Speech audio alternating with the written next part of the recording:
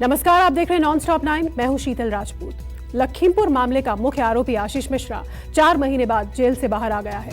आशीष की रिहाई के बाद केंद्रीय गृह राज्य मंत्री अजय मिश्रा टेनी ने अपने बेटे से मुलाकात की है। हालांकि आशीष की रिहाई से किसान संगठन गुस्से में है।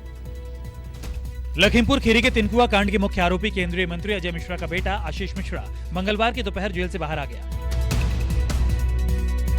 3 अक्टूबर को किसानों को गाड़ी से कुचलने के मामले में इलाहाबाद हाई कोर्ट की लखनऊ बेंच से जमानत के बाद जिला जज की अदालत से उसकी रिहाई का आदेश मंगलवार सुबह जेल पहुंचा, जिसके बाद कागजी कार्रवाई पूरी कर आशीष को रिहा कर दिया गया।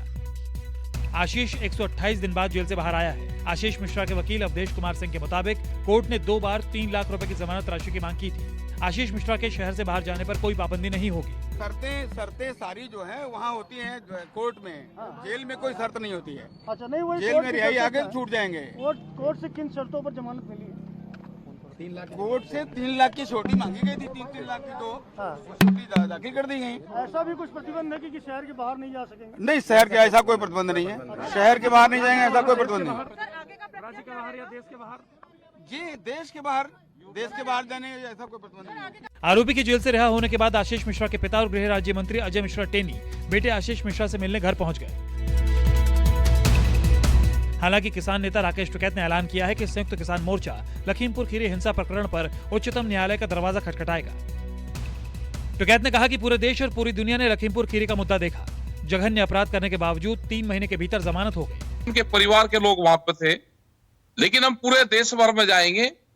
ये जिस तरह की हरकत हो रही है, हम जाएंगे इसके देश में जनता की अदालत में जाएंगे। बड़ी अदालत तो जनता की अदालत है। तिकोनिया कांड में आशीष मिश्रा की रिहाई से आहत परिवार ने भारतीय किसान यूनियन के प्रवक्ता राकेश टिकैत से मुलाकात की और कहा कि वो जेल के बाहर धरने पर बैठेंगे। खुद राकेश टिकैत ने भी कहा कि वो उन परिवारों के गुनहगार हैं और इंसाफ मिलने तक आंदोलन के सिवा उनके पास कोई और विकल्प नहीं है। मानस श्रीवास्तव, लखनऊ, न्यूज़ 24। चारा घोटाले से जुड़े 5वें मामले में भी रांची की सीबीआई कोर्ट ने आरजेडी अध्यक्ष लालू प्रसाद यादव को दोषी करार दे दिया है और अब 21 फरवरी को उन्हें सजा सुनाई जाएगी। फैसले के बाद न्यायिक हिरासत में होटवार जेल पहुंचे लालू यादव को अब रिम्स पहुंचा दिया गया है। चारा घोटाले से जुड़े 5वें मामले में भी सीबीआई कोर्ट ने आरजेडी अध्यक्ष लालू यादव को दोषी ठहरा दिया। झारखंड के डोरंडा कोषागार से 139 करोड़ के आसपास के गबन के दोषी ठहराने के बाद सीबीआई कोर्ट ने लालू यादव को अगली सुनवाई तक न्यायिक हिरासत में भेज दिया। हेल्थ कंडीशन को देखते हुए एक एप्लीकेशन मूव किया गया था। उस एप्लीकेशन को फॉरवर्ड कर दिया गया है बिरसा मुंडा जेल होटवार। अब जेल प्रशासन को निर्णय लेना है। अब इस पे न्यायालय के द्वारा फॉरवर्ड कर दिया गया। दरअसल लालू यादव के वकील सीबीआई कोर्ट में खराब स्वास्थ्य का हवाला देते हुए लालू यादव को रिम्स में रखने की गुहार लगा रहे थे, जिसे कोर्ट ने कबूल कर लिया। चारा घोटाले से जुड़े इस केस में कुल 99 लोग आरोपी थे, जिनमें से लालू यादव समेत 75 लोगों को दोषी करार दिया गया है। रांची में सीबीआई की विशेष अदालत ने 38 लोगों को 3-3 साल की जेल की सजा सुनाई है। हालांकि लालू यादव को अभी सजा सुनाया जाना बाकी है, जिसका मकसद लालू यादव की सियासत को खत्म करना था। 24 आदमी को टोटल हुआ है और 38 आदमियों को जो है 3 साल की सजा हुई है। और बाकी जो बचे हैं उनका 21 तारीख को पॉइंट ऑफ सेंटेंस पर बहस होगी। बाकी जो बचे हैं सबका 21 तारीख होगा। चारा घोटाला 1996 में तब सामने आया था जब पश्चिम सिंहभूम जिले के चाईबासा में पशुधन विभाग में छापेमारी हुई। पता चला कि 90 के दशक में अविभाजित बिहार में पशुओं के लिए चारा सप्लाई के नाम पर ऐसी कंपनियों को सरकारी खजाने से पैसे दिए गए जिनका कोई वजूद ही नहीं था। डोरंडा कोषागार से करोड़ों रुपए निकाले गए और बिना वेरिफिकेशन के फर्जी खर्च की रिपोर्ट दिखाई गई। घोटाला सामने आने के बाद लालू प्रसाद यादव को बिहार के मुख्यमंत्री पद से इस्तीफा देना पड़ा था। बिहार के पूर्व मुख्यमंत्री जगन्नाथ मिश्रा पर भी घोटाले में शामिल होने का आरोप लगा था। उनका सेंटेंस 21 तारीख को सुना जाएगा, क्वेश्चन ऑफ सेंटेंस। और उन्होंने कहा है कि क्वेश्चन ऑफ सेंटेंस सुनने के समय हम किसी को 3 साल भी दे सकते हैं। ठीक है। लालू यादव को दोषी ठहराए जाने की खबर मिलते ही पटना में उनके आवास पर सन्नाटा पसर गया। परिजनों के साथ ही पार्टी कार्यकर्ता भी मायूस हो गए। मैं मौजूद हूं लालू प्रसाद यादव के सरकारी आवास पर। आप देख सकते हैं यहाँ बिल्कुल सन्नाटा छाया हुआ है। ना कोई कार्यकर्ता और ना ही नेता दिखाई दे रहे हैं। जो सिक्योरिटी के लोग हैं वह यहाँ पर जरूर मौजूद हैं। और मैं बताना चाहूँगा कि अंदर सरकारी आवास में नेता प्रतिपक्ष तेजस्वी यादव और पूर्व मुख्यमंत्री राबड़ी देवी यहां पर मौजूद है। 950 करोड़ रुपए का चारा घोटाला अविभाजित बिहार के कई जिलों में धोखाधड़ी कर सरकारी खजाने से पैसे निकाले जाने से जुड़ा है। चारा घोटाला से जुड़े 5 में से 4 मामलों में लालू यादव को पहले ही दोषी करार दिया जा चुका है। लालू को 14 साल जेल की सजा सुनाई गई है और कुल 60 लाख रुपए का जुर्माना लगाया गया है। हालांकि दुमका, देवघर और चाईबासा कोषागार से जुड़े 4 मामलों में जमानत मिल गई है। पिता को दोषी करार दिए जाने से आहत तेजस्वी यादव ने सवाल दागा कि आखिर एक ही जुर्म में कितनी बार सजा दी जाएगी। और कोई घोटाला किसी को दिखा ही नहीं और एक ही नेता है जिनको सजा हुई है और एक बार नहीं बार बार, यानी केस एक था उसको बांट दिया गया। अरे घोटाला तो एक था ना, कॉन्स्पिरेसी तो एक ही होती है। अब फल्ला फल्ला कितनी बार सजा देगी, देश की जनता जान रही है। तेजस्वी यादव ने आरोप लगाया कि सीबीआई और ईडी केंद्र सरकार के इशारे पर काम कर रहे हैं। तेजस्वी ने सवाल किया कि हजारों करोड़ का घोटाला करने वालों को आखिर बचा कौन रहा है। देश की जनता तो ये भी देख रही है ना, चाहे विजय माल्या हो, मेहुल चौकसी हो, ललित मोदी हो, नीरव मोदी हो, या 2 दिन पहले ही 23,000 करोड़ रुपया लेके जो भागे गुजरात के लोग, इन पे थोड़ी ना कार्रवाई हो सकती है। तो सब लोग तो जानते ही है कि भाई जो सीबीआई, ईडी, इनकम टैक्स मात्र अब बीजेपी का एक पार्टी का प्रकोष्ठ जैसे काम करता है, वही प्रकोष्ठ के रूप में काम कर रहा है। तेजस्वी ने पिछले विधानसभा चुनाव में आरजेडी के सबसे बड़ी पार्टी बनने का जिक्र करते हुए दावा किया कि सबसे बड़ी अदालत जनता की अदालत है, जिसने कभी लालू यादव को गुनहगार नहीं ठहराया।